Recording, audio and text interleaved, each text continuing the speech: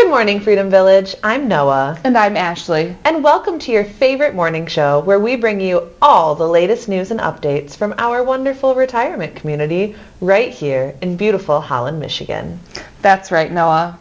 Whether you're sipping your morning coffee in the bistro or enjoying the newspaper in the atrium, we're here to kickstart your week with a smile and a whole lot of fun. Absolutely, Ashley. And speaking of fun, we've got a jam-packed episode lined up for you today. From community events and activities to heartwarming stories and maybe even a few surprises along the way. And of course, we'll be keeping you up to date with all the important news and announcements from right here at Freedom Village. So, grab your cup of joe, settle in, and get ready to start your week the Freedom Village way. Stick around, folks. The Monday morning show starts right now.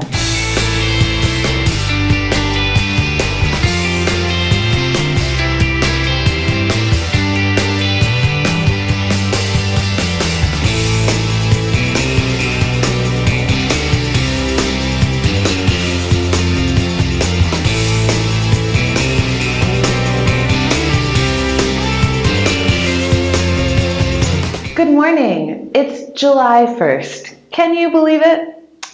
I feel like June just flew right on by, and here we are, July. It is July 1. Happy Monday. We are so glad to be here. I kept myself pretty busy this weekend, doing lots of running and pottery, and I finished the weekend with a wine night with a few of my friends, so it was pretty great. I also heard so many fireworks this weekend, I couldn't believe it. It was like everyone was celebrating the 4th early, but I'm sure the festivities will continue all week. We've got 4 more days. I'm personally a pretty big fan of fireworks, but I like them on the holiday they're meant to celebrate, not so much when you have to hear them every single day. But now that we're back from the weekend, I am ready, I am refreshed, and I cannot wait to kick off this new month with a whole bunch of fun stuff. So let's talk about it. To start out the week today, Monday, we'll have cardio drumming at 3 p.m. in the gym, and I may or may not have added some fun patriotic songs to our set list so that we can keep on celebrating all month long. I hope to see you there. On Tuesday, we've got a really fun event that I'm excited for. Marty Miller will be here at 1 p.m. in the atrium for a great concert filled with patriotic music.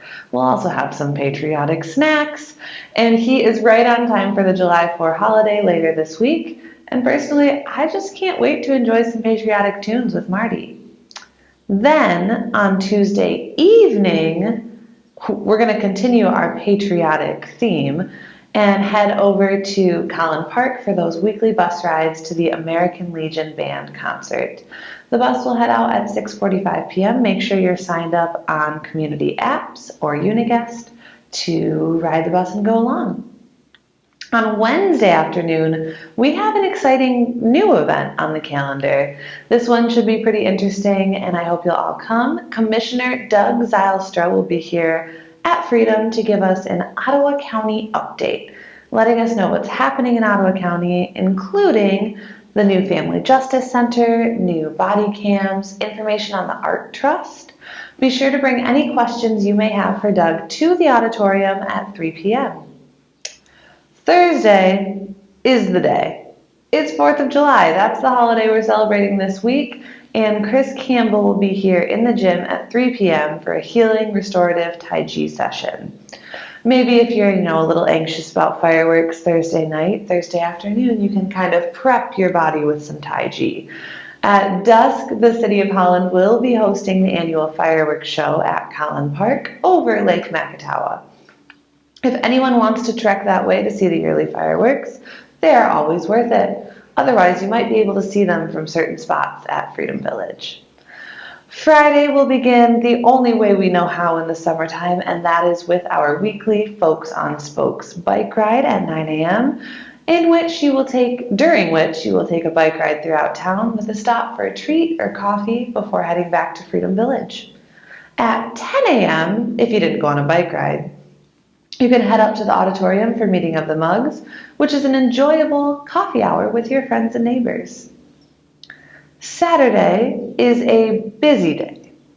starting with the weekly pancake breakfast in the bistro from 7:45 to 9 a.m. That's going to be a pretty exciting pancake breakfast because it's patriotic and the pancakes will be red, white, and blue. From there, after you've had your pancakes, you have a couple choices. You can join the Freedom Village Walking Club at 9 a.m. Every Saturday morning, the Freedom Village walkers head out on a walk together.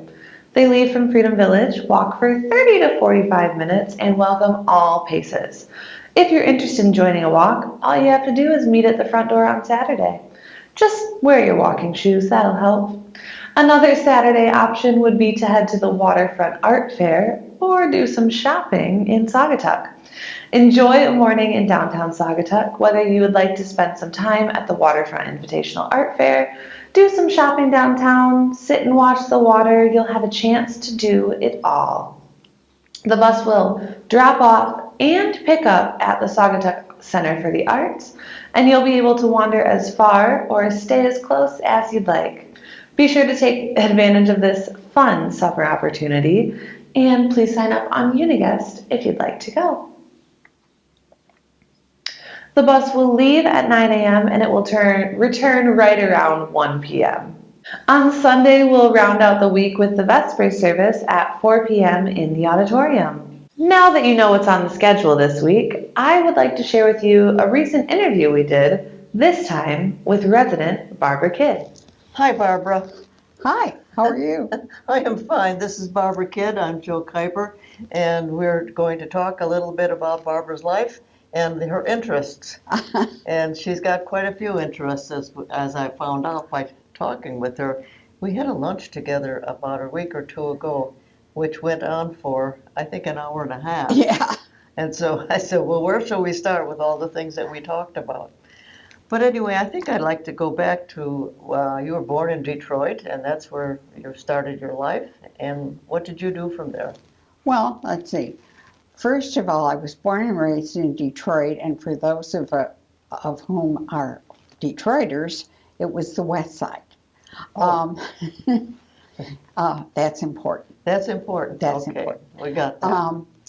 Went to Detroit Public Schools, and then went to Wayne State, sometimes on the bus, and before I graduated I was married, so then I drove from the suburbs and eventually wound up in Mount Clemens, which is where I raised my kids, with the boat in the front yard.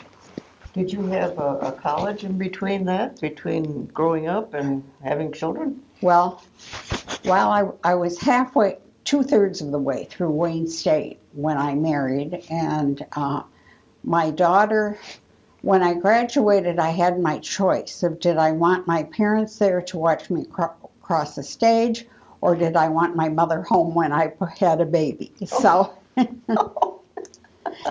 and then 4 years later, I started grad school, and went to grad school part-time, worked in libraries part-time, and had a wonderful housekeeper. I don't know how I was so dumb, but What do you mean by that? I got on the phone. Well, there was an ad in the paper that said we needed somebody to work at a new library branch, and I thought, oh, well, and they said they wanted a librarian. Well, I wasn't through library school yet, but I thought, well, then they probably need other staff. So I called, and they said, you know, can you come in for an interview? I went in, and they said, we want you to start our new branch. When can you start? So I went home, got on the phone, called a home care agency and said, I need somebody to come and stay with my kids, all of whom are under 5. Oh, and how many kids? 3. 3. One was an infant. 2 were in diapers. And they said, well, we have this lady who has just left her family. Let us call her. So she arrived the next week. My house was never so clean or my kids ever so well behaved as when she was helping me look after them. And you were so happy. I was delighted. And she stayed until my youngest was 3, and he was 6 months when she started. So it was serendipity, and it worked out very well. Oh, that was in Michigan then? That was in Mount Clemens, Mm-hmm. on Lake Huron, not far up the river from Lake Huron. So there you are, starting out a new branch, Hmm. which meant organizing everything. Yes, and I had no idea how to do it. That, I walked in, and there was an empty building with boxes in the middle of the floor, period. And a gentleman who said to me, "How do you want your shelving arranged?" Oh, and by the way, this is your staff. This is so and so and so and so and so and so. And they were all wonderful women who had worked in small branches for many years.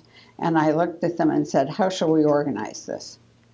And they organized the whole place.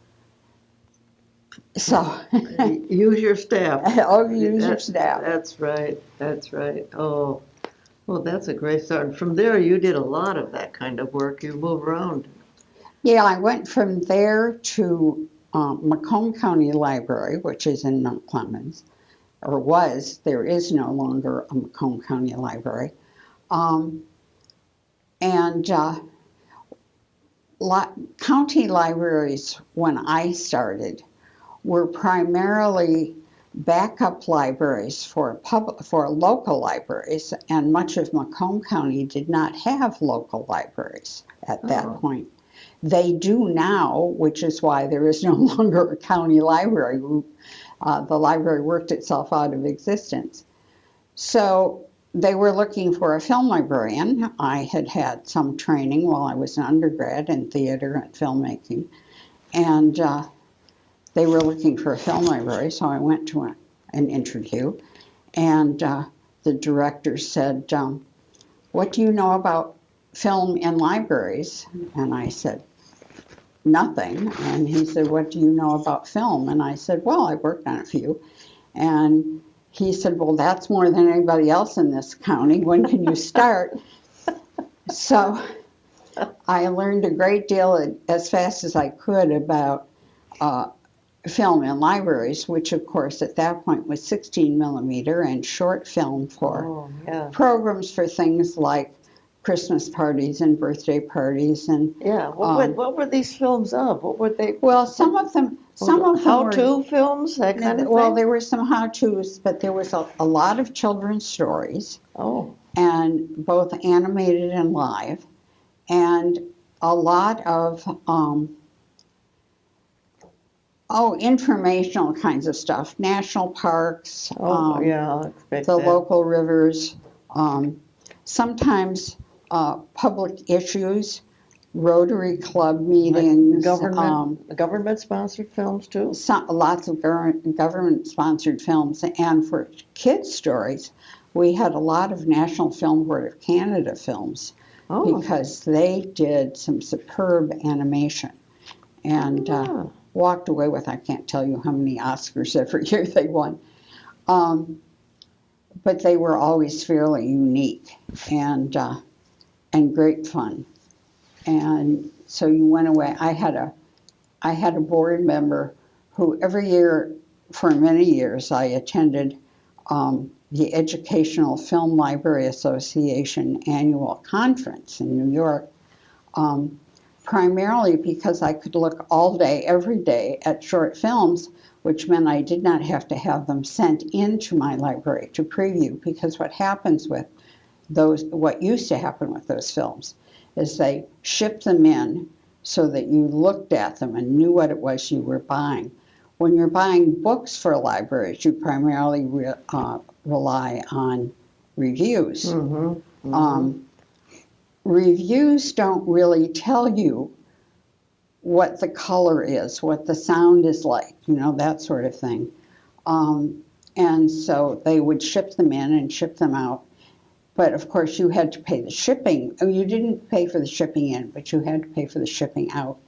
And my board member always laughed. He said, "You always prove that it's going to cost us more to keep you home than send you to New York for a week," because of the shipping cost.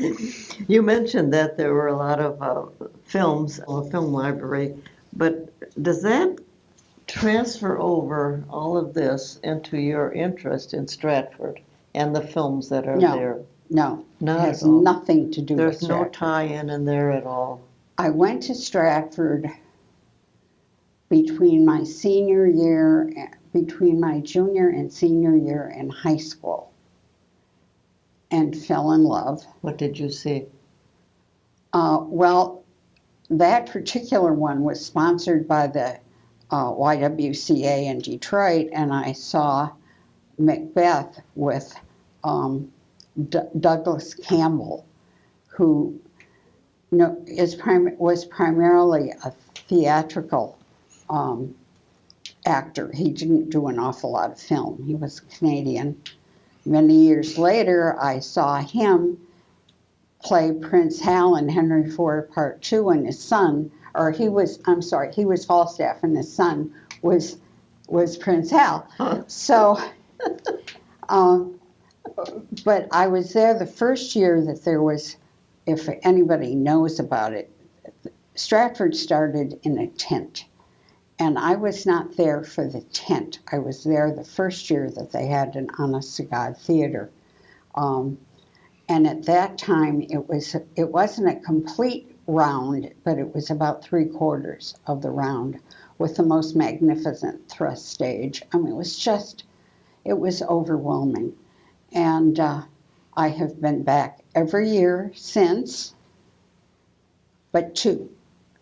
In 1989, I got married, and I had no vacation time. I was starting a new job. And in 2020, of course, they shut it down completely. So there was no going up there. I mean, we were all in our apartments here. Yes, weren't we though? And you followed maybe all the actors that have come and gone. And Many of them. And you've had, and some of them very famous, and some And some not. and some not. And some Yeah, I saw Len Cariou do Antony in Antony and Cleopatra. I saw, actually, Bill Hutt, who was a native Canadian actor, and he did some Broadway and some television, but not much. He was able to build a very well-rounded career in Canada, and he was a magnificent actor. He was also gay, and from time to time he would do a crossover part. He was the best Lady Bracknell I have ever seen. So there was no more an imperious, I mean, not even Maggie Smith in Downton Abbey was as imperious as Bill Hutt when he was doing Lady Bracknell. He was absolutely magnificent. But he also did both Lear and he did Lear's Fool. There was a young actor whose last name was Pennell, Pennell, who died of I don't know what when he was about 40, and it was a great tragedy. That young man was probably the most gifted actor I have ever seen. Was he Canadian? Anything. He was Canadian. But he had been on Broadway, and he had a number of contracts signed to go to Hollywood, but he was ill and didn't survive. He did a workshop for the Chicago Shakespeare Company one summer, and I remember that someone quoted him as saying that he didn't think that theater school was necessary for an actor. What you had to do was be an apprentice, stay in the job, and be willing to pick at the emotional scars of your life in public. And if you couldn't do that, then you couldn't act. And that's what he did. I mean, he just... That's probably very, very good advice. Oh, yes, it was absolutely there. Yes. Have you ever tried acting? Well, when I was probably 14, and I'm terrible. What little bit I did as an apprentice in Detroit in a couple of theater companies was, painting flats and sewing on costumes and that sort of thing, but I'm not an actor. But you have become very much interested in actors and acting and all the plays that they give there, Shakespeare and non-Shakespeare. Oh, yeah. There's all kinds. What do you like best? Do you like to do the Shakespeare or do you like to do the current Oh, ones? well, I love to do the Shakespeare, but well, for many years I went with a friend who was trying to broaden her horizons, as it were. And so I always bought all the tickets, and so I always had some Shakespeare for me, and sometimes some other classics. Like she had never seen a Greek play, and I made sure that we did the Greeks. And so on, but I always made sure that the last day we were there, we always did a musical of some sort or another. And the main stage at the festival is perfect for all kinds of crazy musical kinds of stuff. And that's everything. Last year it was Rent. The year before I think they did Music Man. I mean, it was a hodgepodge of stuff. And they also have an experimental stage up there because they train directors. These are professional actors, but in the way but actors who want to become directors, who already know about theater and movement and blocking and so on. But to put together a production takes a great deal more than that part of things. Having been an actor, does it make a better director? I don't know. I think you certainly have to have an empathy for an actor's attempt to create a character.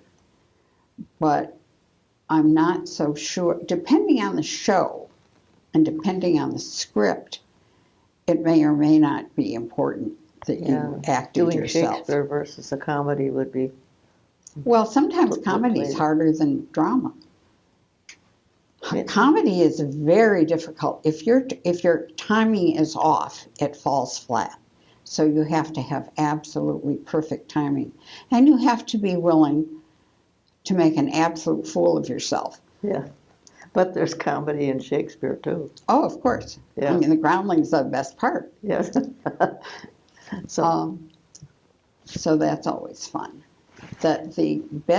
One of the best of their now I can't remember, his name is Tim, oh dear, I can't remember.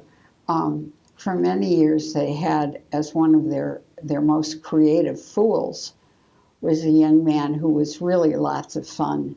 And this year, the Niagara on the Lake stole him to be artistic director up there. So I don't know who's going to be the new lead comedian when I go up there this year. When are you going?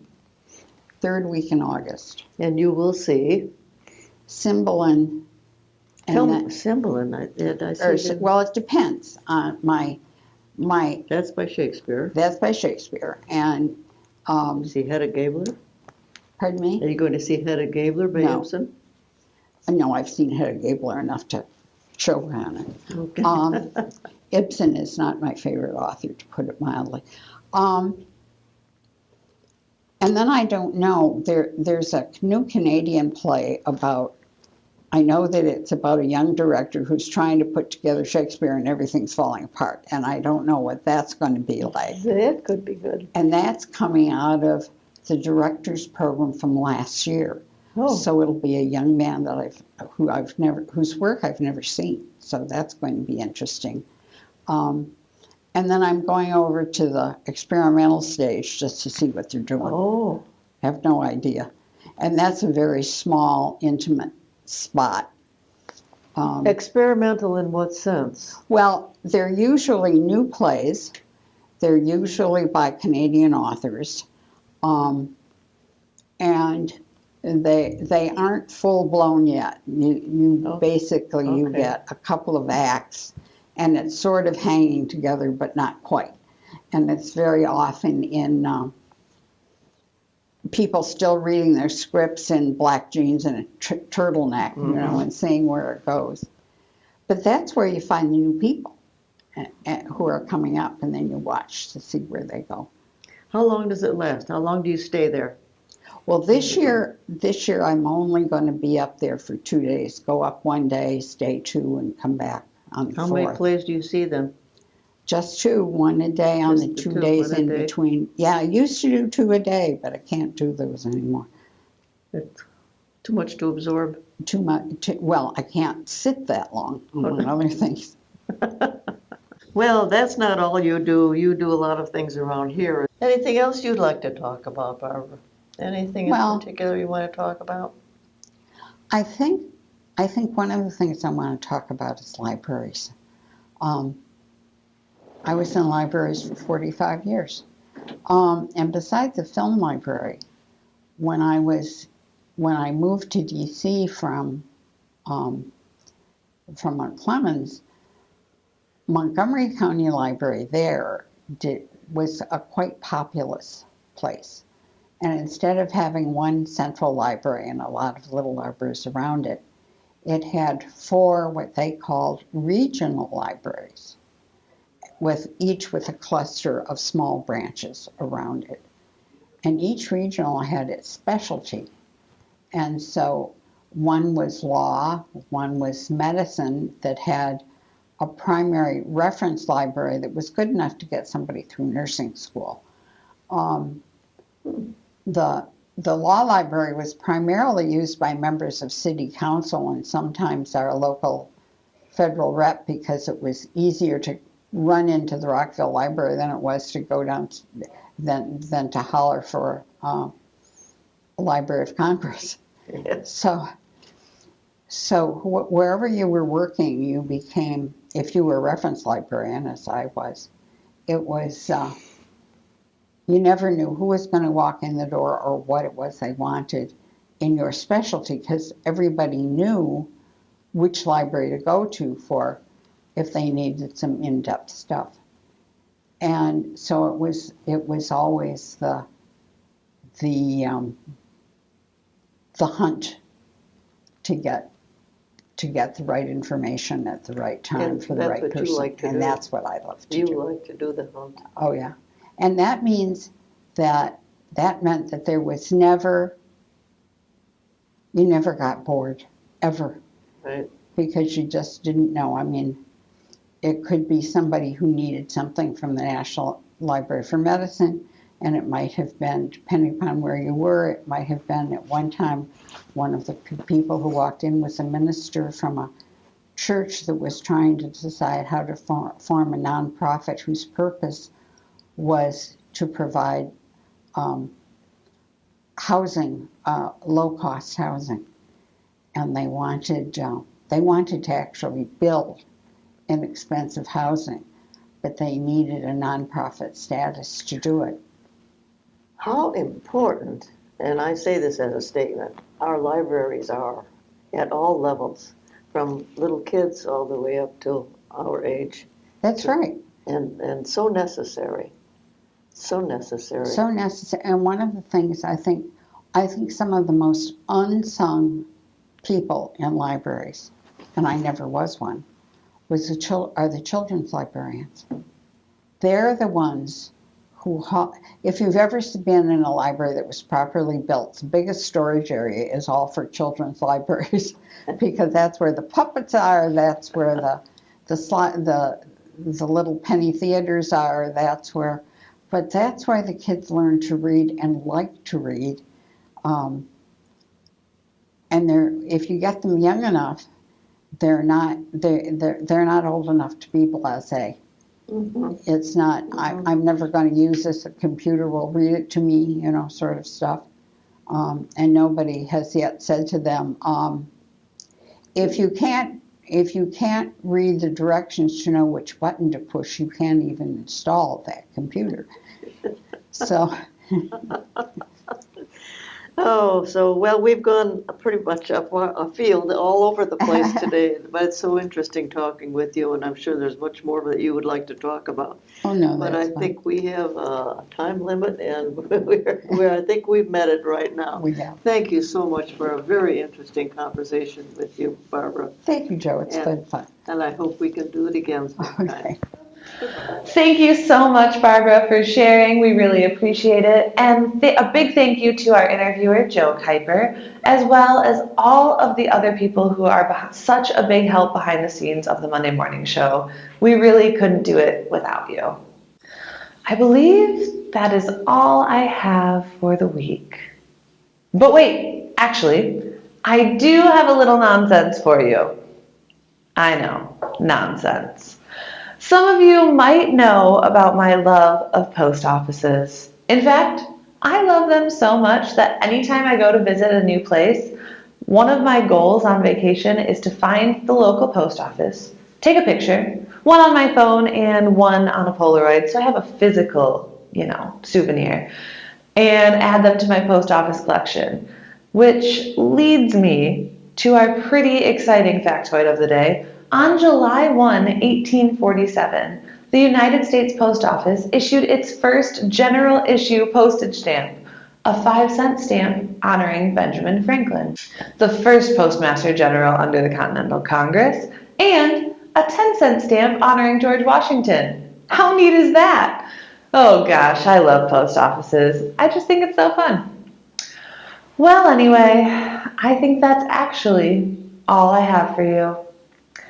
Thank you so much for tuning in to another episode of the Monday Morning Show. I'm Noah. We're missing Ashley, and this has been Monday Morning. We'll see you next week.